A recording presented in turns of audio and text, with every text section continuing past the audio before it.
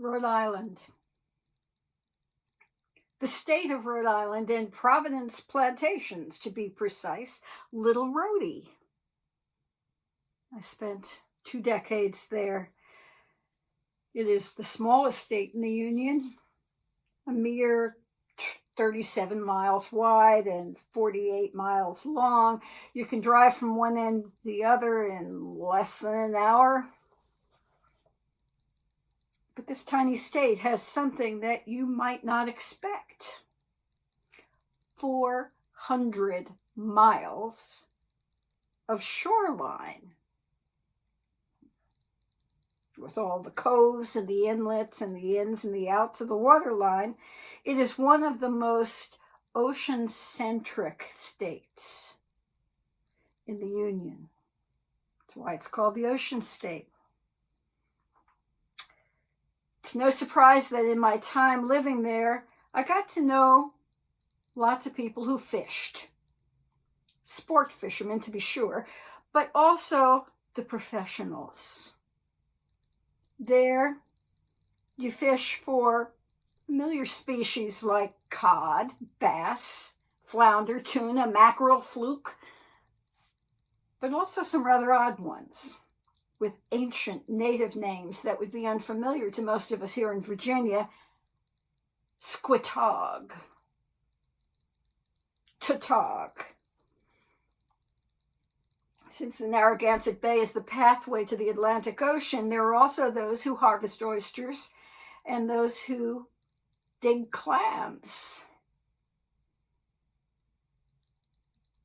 For many of the fishermen, though, these men and women who ply their trades, they do so at great personal risk, at risk of their very lives.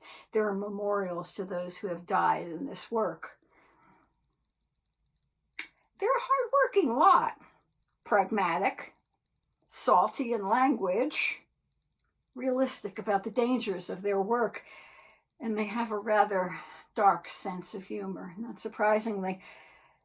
Those I got to know when I lived there were what my mother would have described as characters. But the thing I remember best about them was their hands. Calloused. Deep cracks from repeated exposure to salt water, knobby with arthritis in many cases, marked by damage from reweaving nets or grabbing a runaway line.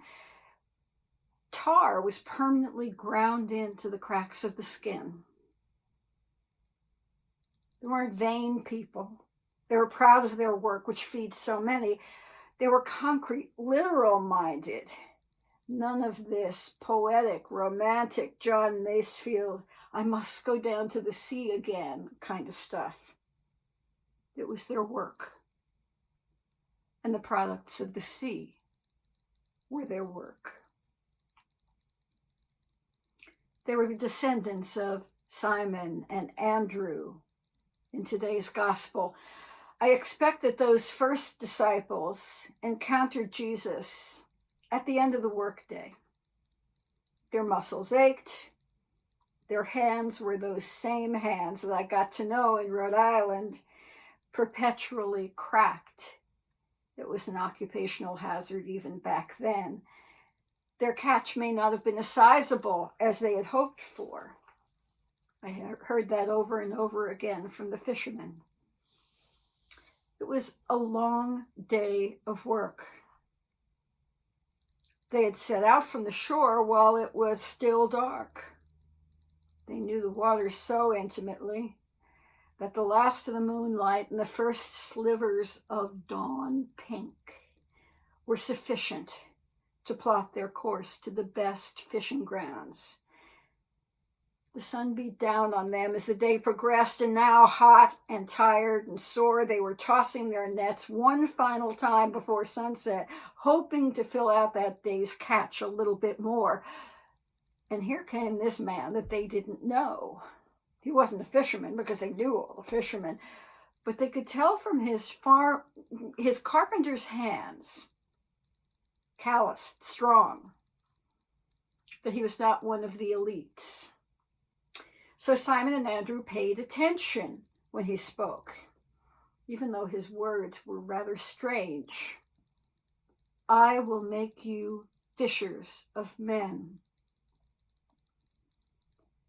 These concrete, literal-minded men would have been shocked by the metaphor. Men are a whole lot heavier than fish, and you can't eat them, so why would I want to be a part of that?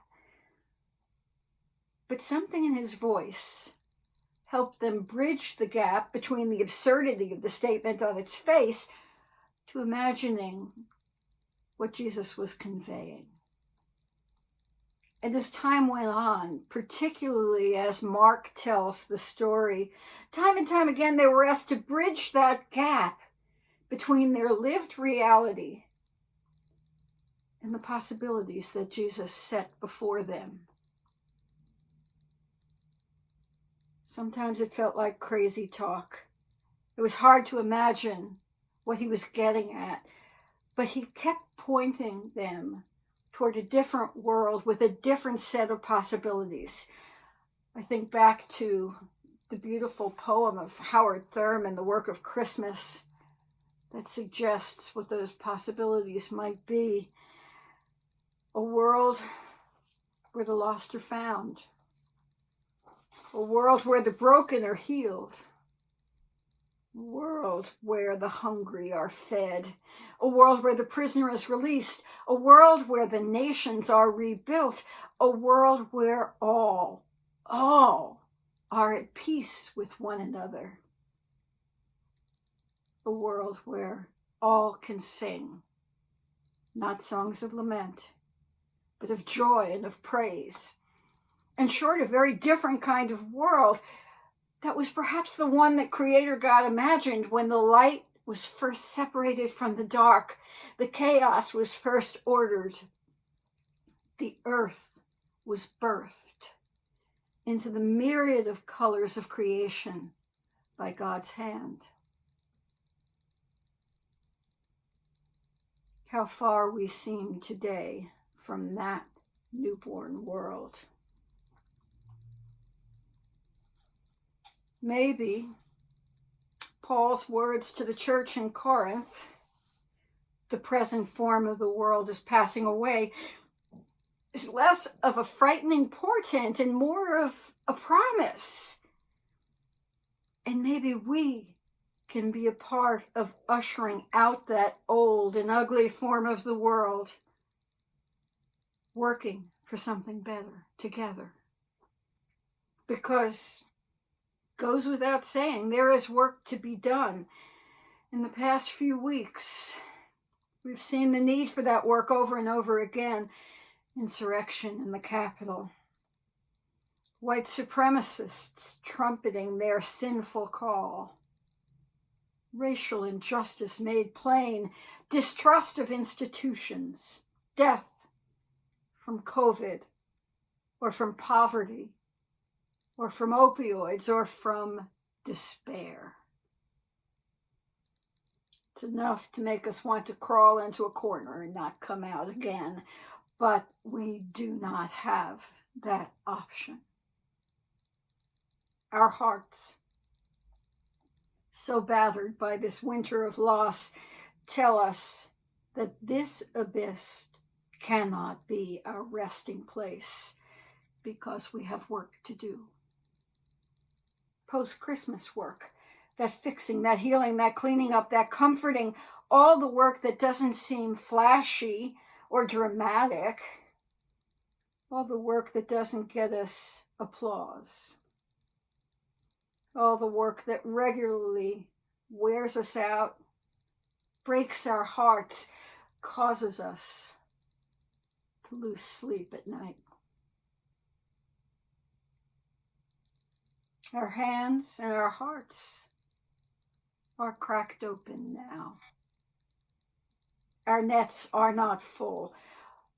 This is the work that we must do despite all that. Because he is no more and no less than that which we promised in our baptismal covenant. It is no more and no less than the great commandment. Love God with all your heart and soul and mind, and love your neighbor as yourself. Work to do. A lot of work. So let's rub a little ointment into our calloused hands and get started. Pray. The work awaits. May the work of our hands and of our hearts be a blessing to this world that so needs it. Amen.